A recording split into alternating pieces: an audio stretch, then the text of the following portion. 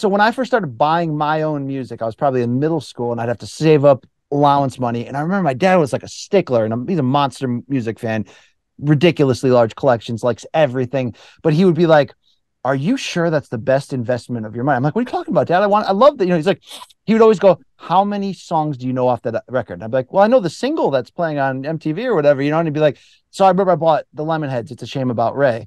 And he was like, how many songs do you know off that right now? I'm like, one, Dad. And he's just like, I'm just warning you, make sure this is a good investment. There was something about like me wanting to like prove that I knew what I was doing and I was buying a record and it was a good investment. So I would listen to it with the, no, this is also, the early 90s. So it's different than today. You had to go out and buy it. And it was like this thing that you could put on a shelf and it said something about you. It was, it was I didn't get to grow up in the vinyl era, but I get to grow up looking at my dad's and reading the liner notes. And man, when it all went disposable with being able to burn a burnt copy of any record you ever wanted to, or then once we got into digital and iPods, it was obviously I jumped in like everybody else. But it was like, let me give this song or this album that a buddy told me to listen to, 10 minutes of my time. And if it doesn't click right away, on to the next one. And what you're doing is you are closing off so many roads of the type of albums I'm talking about, like an OK Computer, in which it's like purposely inaccessible, right? It's like you have to live it. Coming back to vinyl in the midst of the pandemic for me, and I've always been an album guy over live music, love live music, love special live concerts, love being at concerts. Same, bro. But I appreciate the production that it takes, the layering, the vision, all of that.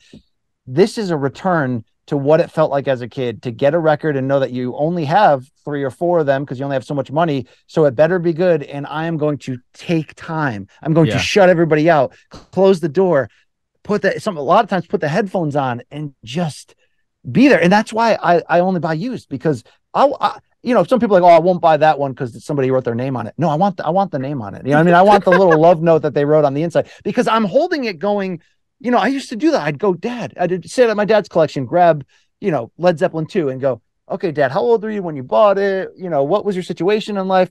I do that same thing when I pick up a used record, or I see someone's name on there and I can Google to see if they're still alive. I'm like, at some point, this physical hard copy was a coming of age vehicle for somebody. And all these years later, through flea markets and people dying and whatever, it's now in my collection. I'm experiencing the same art the way it was meant to be consumed.